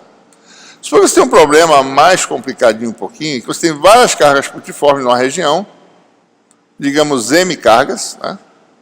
Essa região tem, digamos, uma superfície condutora, né? Encerrando ela, que força o potencial a ser constante, né? E você quer saber, bom, qual é a solução desse problema com potencial especificado da fronteira? Não é o mesmo se ele não estivesse aqui, certo? Que se ele não estivesse aqui, o potencial era livre nessa região, que era a soma dos potenciais que a gente já conhece de cargas putiformes. Né? Bom, existe uma técnica que é o método das imagens, que se a gente conseguir descobrir um conjunto de cargas e imagens fora da região, certo? Isso aqui é o problema interior, né? Tem também o problema exterior, antes de continuar. Eu tenho cargas putiformes no meio homogêneo e tenho uma especificação numa superfície interna aqui. O potencial é fixado e no infinito ele é zero, por exemplo. Né? Então, mais um problema que eu tenho que resolver, certo? Como é que resolve? Nos dois casos, a ideia é tentar ver se é possível descobrir cargas fictícias que eu coloco fora da região, tal que eu equilibre o potencial nessas superfícies. Se eu conseguir descobrir essas cargas fictícias, seus valores e localizações, né? E se com elas eu resolvo o problema aqui dentro, pelo teorema da unicidade, a gente resolveu o problema. Certo? Porque, veja, o Laplaciano de φ, né, do potencial, vai dar a distribuição de carga que está aqui dentro. As de fora não estão aqui dentro, não vão contribuir com a alteração do Laplaciano. Né? E o potencial que ele vai satisfazer acontecendo no contorno, satisfaz, está resolvido o problema. Então, o método das imagens consiste em descobrir essas cargas, tá certo? Foi isso aqui, né? Ou seja, o problema é esse, né? Onde estão essas cargas? Estão do lado de fora. E se você descobre, você resolve o problema, simplesmente tira o condutor, bota esse novo conjunto de cargas e diz que a solução aqui dentro é o potencial soma desses potenciais. E potencial de carga putiforme é fácil, né? É só somar, tá certo? 1 sobre a distância vezes Q, 4π0 no denominador. Né? Então, bota um meio homogêneo com esse conjunto de cargas e diz que a solução aqui dentro é essa solução. O que acontece? Bom, aqui dentro, o Laplaciano vai dar as cargas que estão aqui dentro, na superfície vai dar o potencial que está especificado, então está resolvido. Certo? Então, nosso problema é descobrir onde é que estão as cargas de imagem, certo? E onde é que elas estão localizadas, né? Posição e valor. Né? Certo? Então, a gente vamos fazer um problema aí, que é fácil resolver. Isso é um exemplo simples, né, de método de imagem. Certo? Uma carga na vizinhança de uma região que termina no plano aterrado. Certo? Então, plano de terra, né? A gente vai ver que ele fala em antenas lá na Eletromag 2, a gente vai ver que uma antena é um pedaço de fio, parece um dipolo elétrico, e ele está restrito a um plano de terra, tá certo? A gente vai ver que no fundo, isso é equivalente a duplicar o tamanho da antena. Né? A gente vai ver por que aqui já, tá? Bom, aqui você tem uma carga perto do plano. Ora, a carga, ela produz sozinha, né, um potencial que varia com a distância, né? Ou seja, potencial aqui vale um, aqui vale outro, aqui vale outro. Ou seja, a solução que eu tenho para uma carga só não funciona aqui nesse plano. O plano, digamos que ele está aterrado, né? Então, a ideia é o quê? Vamos tentar ver se coloca uma carga imagem fora da região, fora do semi-espaço depositivo. Então, ela está do lado de baixo, né? E vamos tentar achar a posição sem perda de generalidade nessa carga, tem que estar no eixo Z, digamos assim, não vai estar fora, não vai equilibrar, será de fora, né? Em que localização e em que posição? Ora, nós sabemos do problema do dipolo que essa carga vale menos que, e a posição é simetricamente localizada. Um par de cargas equilibra o potencial aqui, Z igual a zero, certo? Mas vamos resolver o problema como se nós não soubéssemos disso. Vamos mostrar que a gente resolve, tá certo? Mesmo assim. Vamos admitir que eu não saiba o valor da carga e não saiba a sua localização. Vamos botar na equação. O potencial nessa região de cima é a soma do potencial da carga, que está na posição D, né? O vetor posição é Z a Z. Então, a de cima é Q sobre 4πε0 módulo de x menos a localização dessa, que é D a Z. Potencial da de baixo é quanto? Q'. estou dizendo que o potencial do lado de cima é a soma dos potenciais das duas, né? Menos D', então dá mais D' AZ, né? Então, o potencial propõe como solução a soma desses dois termos, em que ele vai determinar essa carga, né? Vamos forçar que o potencial D0 no plano Z igual a zero. Antes de qualquer coisa, né? Observe, né? Isso é positivo, certo? Isso também. Então, a única forma de eu zerar isso aqui em algum lugar é se o sinal dessa carga imagem for oposto ao sinal de Q. Primeira propriedade, né? Q é forçosamente negativo, certo?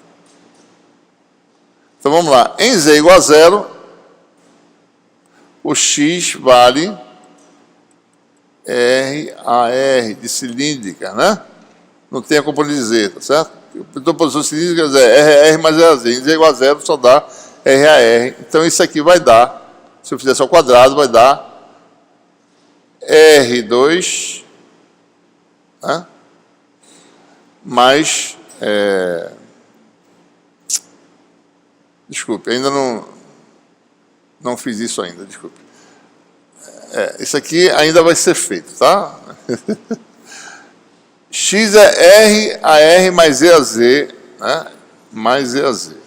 Só no plano que para X arbitrário vai dar R2 mais Z menos D ao quadrado, tá certo? Isso é um termo, né? O outro vai dar R2 mais Z mais D ao quadrado. Então, o potencial como função, ele já está sendo calculado, vou fazer separado aqui, Q, né, sobre R2 mais Z menos D ao quadrado elevado ao meio, igual a menos Q', né, sobre R2 mais Z mais D', né, ao quadrado elevado ao meio. Se eu fizer agora Z igual a zero, vai dar Q sobre R2 mais D2 igual a menos Q' sobre R2 mais D' ao quadrado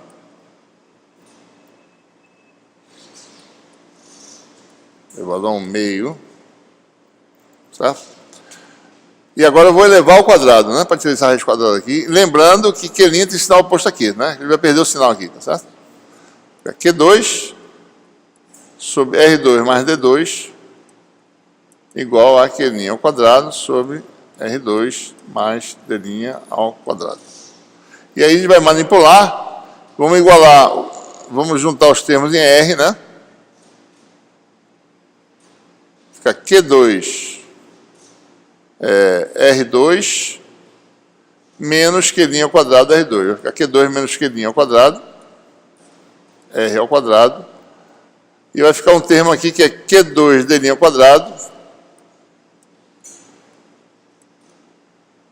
menos Q' ao quadrado D2, né? Pronto, é isso que a gente obtém, certo? Equação, né? Isso aqui é A, isso aqui é um B, né? Então é isso que a gente obtém. A R2 mais B igual a zero, qualquer que seja R. Então, a solução qual é? Só tem uma possibilidade. A igual a zero, B igual a zero. Ou seja, Q2 igual a Q' ao quadrado. Solução Q igual a Q' ou Q igual a menos Q', né? Aliás, ao contrário, né? Q' aqui está sendo obtido, certo? Como eles são sinais opostos, a gente vai escolher a solução Q' igual a menos Q. Certo? E daqui você tem Q2, isso aqui dá zero, cancela, esses dois são iguais, D' igual a mais ou menos D. Mas como eu estou do lado de fora da região, né, eu vou escolher D' igual a D. Corresponde ao lado de fora, estou fora da região. Senão eu teria a solução de botar a carga dentro, né? Certo? A outra solução é Q' igual a Q e D' igual a menos D, ou seja, uma carga negativa em cima da carga positiva. Daí cancela, né? Certo? Então, esse é o resultado e, de fato, né, nossa imagem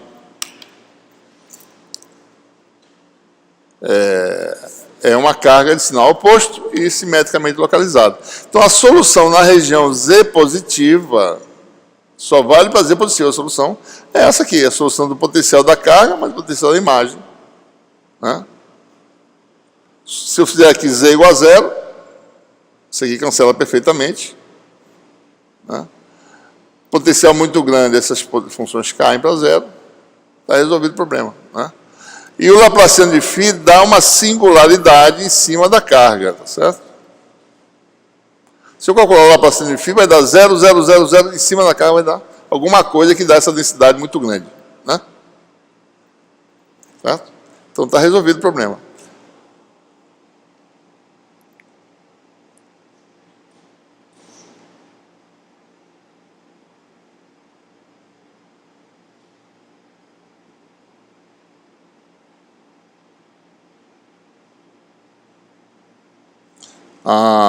Deixa eu ver aqui. Bom, veja aqui mesmo. Ok. Uma pergunta que a gente pode fazer. Bom, se eu coloco uma carga, sabendo o potencial, eu sei qualquer coisa, né? Então, elétrica, né? Se eu tenho um plano, né?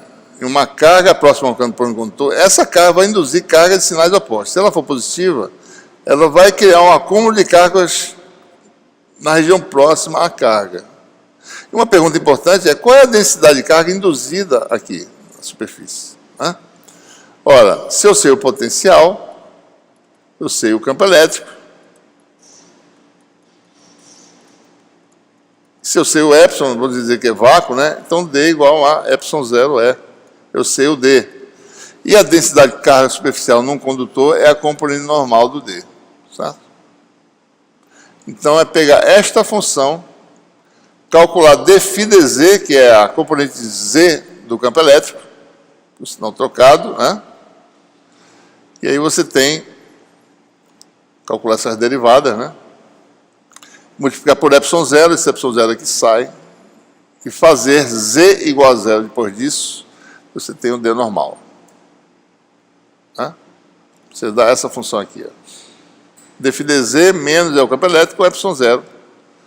Então você tem assim essa funçãozinha aí, tá certo? A densidade de carga superficial é dada por essa expressão. Varia com a distância, né? Sinal oposto. Isso aqui é a densidade de carga superficial, a área, né? Efetiva. R igual a 0. Esse número é máximo, vale 1. R muito grande, isso aqui vai para 0. Né? Então, a densidade de carga faz algo assim, né? Vai caindo, tá certo? Não sei se está plotado aqui. Se eu calcular a carga total, a integral dessa densidade de carga, vai dar exatamente menos Q. Né? Vou fazer uma construção aqui para mostrar isso. Observe o seguinte, né? Por quê, né? Superfície condutora, eu boto essa carga, está lá já a carga, né? Daí a pergunta é essa, bom, qual é a carga induzida total nesse plano, certo? Bom, se eu pegar uma superfície gaussiana e circular essa carga, todas as linhas de fluxo que saem daqui, certo? Estão vindo para cá, não é isso? Né? Então, se eu pegasse uma gaussiana aqui, eu calcularia a carga total envolvida, né? Corresponderia a ao fluxo elétrico. Ou seja, o fluxo elétrico que atravessa essa superfície fechada aqui é o fluxo que sai dessa carga aqui. Só tem uma linha que não vem para baixo, que é uma linha que vai para cima, tá certo? Mas essa linha não contribui com nada, ou seja, o fluxo elétrico total que atravessa a superfície fechada é o mesmo que atravessa essa aqui, que dá a carga que está aqui dentro. Que tem que ser com sinal oposto, menos Q. Certo? Então, por isso que dá esse resultado. Né? Calculando a integral dá o mesmo resultado também. Tá bom? Se quiser calcular a força entre a carga e entre a carga e o plano, basta calcular a força entre a carga e a sua imagem. É simples de calcular. Então, o plano puxa a carga com a força que é a força entre a carga e a carga-imagem, que dá essa expressão, né? 4πε0 vezes 2d ao quadrado dá 16πε0d2, certo?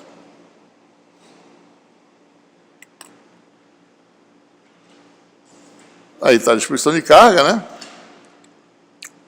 Bom, se eu quiser resolver qualquer problema agora envolvendo uma superfície aterrada e uma distribuição de carga qualquer, eu uso o método das imagens. Eu decomponho minha distribuição de carga como cargas pontiformes, ou volumezinhos diferenciais de carga. Cada volumezinho desse corresponde a uma imagenzinha embaixo. Então, se você reconstrói, você vai ter uma distribuição de carga e imagem que é o espelho, né, disso aqui. Certo? Então, se a localização aqui é x', né, pela nossa regra, né, a posição da carga e imagem é x', se a coordenada de x' é z', né, a imagem dela está z' para baixo. Então, vai dar, daqui para cá, dá 2z'. Então, a localização da imagem é x' menos 2z' a z. Né? E isso aí faz com que a solução da equação de Poisson, independentemente da distribuição, seja dada por algo, né? Isso aqui é o x duas linhas. A distribuição de carga e imagem tem um sinal oposto, e a solução da equação de Poisson dá esta solução aqui. Potencial da distribuição de carga, como se ela estivesse sozinha, mais o potencial da carga imagem. Né? Então aí está a solução, certo? Ok? Então a gente resolve agora a equação de Poisson no semi-espaço Z maior ou igual a zero, né? Sujeito à condição de contorno, Z igual a zero, potencial igual a zero. Só para dar algumas ideias, né? Por exemplo, né? Método das imagens. Um dipolo, que é uma carguinha positiva aqui, uma negativa aqui, né? Vai ter como imagem o quê? Uma carguinha positiva aqui e uma negativa aqui, né? Então, um dipolo assim dá como imagem um dipolo desse jeito, certo? Né? Se o dipolo estiver assim, a imagem é assim. Por isso que a antena de polo tem uma imagem que é uma antena de polo plano, reta, né? Para cima. Se tem uma placa polarizada em cima do plano, mesma coisa. A imagem é uma placa para cima, tá certo? Você pode resolver o problema também. Tá? Por exemplo, né? Vários dipolos numa placa, vários dipolos para cima na outra placa. Placa imagem, né? Você resolve o problema somando o potencial das duas. Para ilustrar algumas situações em que a gente pode usar o método, tá certo?